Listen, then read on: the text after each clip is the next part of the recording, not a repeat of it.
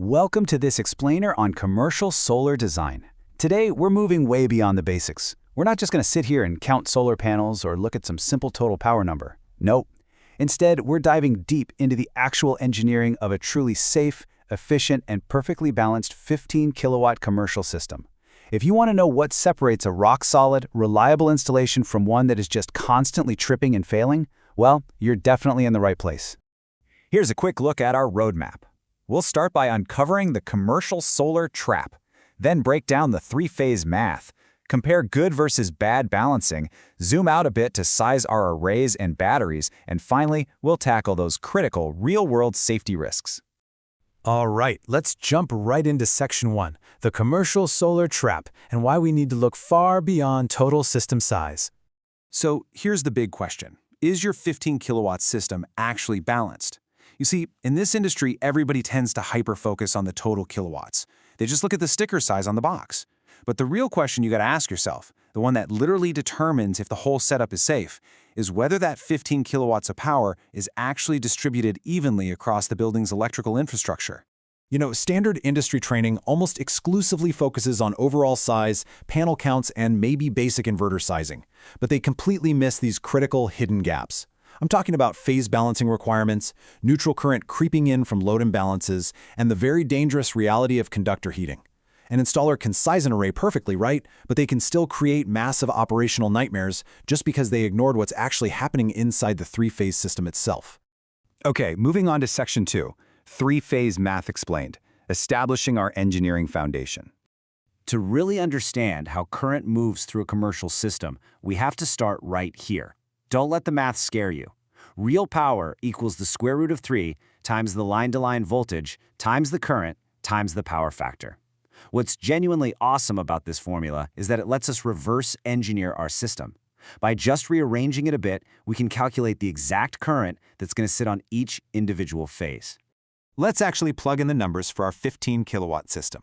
If we take our 15,000 watts of total load, divide it by the square root of 3, which is roughly 1.732, multiply that by a standard commercial 400-volt supply, and then by a power factor of 0.95, well, the math spits out exactly 22.8 amps. Let's just round that up to 23 amps to keep it clean. So the absolute key takeaway here is this. In a perfectly balanced 15-kilowatt commercial load, you're going to have roughly 23 amps sitting on each phase conductor. That right there is your baseline for a healthy system. Let's see what that looks like in Section 3. Good versus bad balancing, paper versus reality. In an ideally balanced 15-kilowatt system, your electrical load is shared equally. Phase A carries exactly 5 kilowatts, Phase B carries 5, and Phase C carries 5. Simple enough? But why is this so crucial? Well, perfect balance minimizes neutral current. It cuts down on voltage drop, stops your conductors from overheating, and it dramatically lowers the stress on your inverter. This is the absolute gold standard that you're engineering for. But wait, suppose your installer comes in and lumps all the heavy commercial refrigeration units and the ACs onto Phase A. Now you've got 8 kilowatts on Phase A, 4 on Phase B, and maybe 3 on Phase C. If you add those up, sure, the total is still 15 kilowatts. So on paper, the system size looks 100% correct. But in reality, Phase A is now operating dangerously close to capacity. It's overheating, while the other phases are practically on vacation. And honestly, this is exactly what causes a single overloaded phase to trip an entire commercial system. All right, Section 4, sizing arrays and batteries, looking beyond just the inverter. Let's figure out how we actually power that balanced 15-kilowatt load. First up, we determine the daily energy requirement. Let's just assume this particular facility consumes 75 kilowatt-hours a day. Next, we divide that by our available peak sun hours. We'll say 5 hours for this location. And finally, we absolutely must factor in real-world system efficiency, which will peg at about 80% to account for standard conversion losses. When we crunch those numbers, 75 divided by 5 and then divided by 0.8, the calculation shows our array size needs to be 18.75 kilowatts. We'll just round that up to an approximate 19 kilowatt array. Boom, there's your number. And this perfectly illustrates a major point. A 15 kilowatt load profile actually requires a significantly larger solar array. We really need that extra 4 kilowatts of capacity to make up for real-world inefficiencies and guarantee the building has reliable power throughout those 5 peak sun hours. Now, let's talk batteries really quick. If this commercial design is a hybrid system, we also need to properly size the storage. The baseline formula here is simple. Watt-hours divided by battery voltage. So if the business operations require 30 kilowatt hours of storage, that's 30,000 watt hours, and we're running a standard 48-volt battery bank, dividing those gives us a theoretical capacity of 625 amp hours. Just keep in mind, this is a baseline calculation before any adjustments for efficiency losses or reserve margins, but it definitely gives us a really solid mathematically sound starting point. Let's wrap things up with Section 5, real-world safety risks, because the stakes here are incredibly high.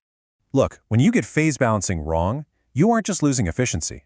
You are literally introducing 4 major risk points into the building. First up is motor concentration. If you drop massive compressors or water pumps onto just one phase, you've got an immediate imbalance. Second is incorrect load surveys, where intermittent heavy hitters like welders or huge commercial ovens are totally missed during the initial audit. Third, undersized neutrals. That severe imbalance forces unexpected, highly dangerous amounts of current right onto the neutral conductor. And finally, inverter configuration errors. Those are going to hit you with instant fault codes, phase overload alarms, and annoying load shedding. So how do we fix this? A meticulous load survey following these exact steps. Step 1, list out every single significant load, the AC units, the heavy office equipment, the production machinery, everything. Step 2, determine the running power of each of those devices.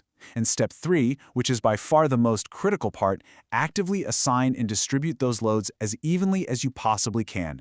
For example, if you have 3 big refrigeration compressors, you definitely don't put them all on phase A. You put 1 on phase A, 1 on phase B, and 1 on phase C. Spread the load. The contrast here is just night and day.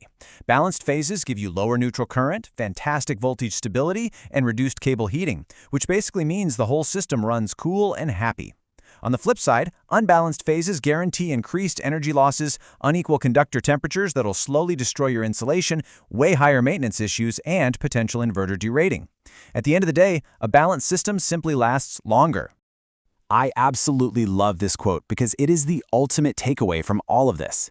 Never assume that equal total power automatically means a balanced system. The distribution of that power matters. Seriously, 15 kilowatts on a spreadsheet means absolutely nothing if it isn't distributed correctly in the actual breaker panel. Always verify your conductor sizing and measure the currents on all 3 phases before you energize. Make sure no single phase is pushing its limits, because a balanced system is without question a safer system. I'm going to leave you with this final thought to chew on for your own commercial installations or designs. What is the largest phase imbalance you have ever personally measured out in the field? Have you ever opened up a panel and seen a system where one phase was just totally overloaded and screaming for help while the others were barely doing anything at all? Think about the engineering steps we've covered in this explainer and how applying this solid math can stop those exact nightmare scenarios. Thank you so much for joining me today. Stay safe out there and keep engineering for balance.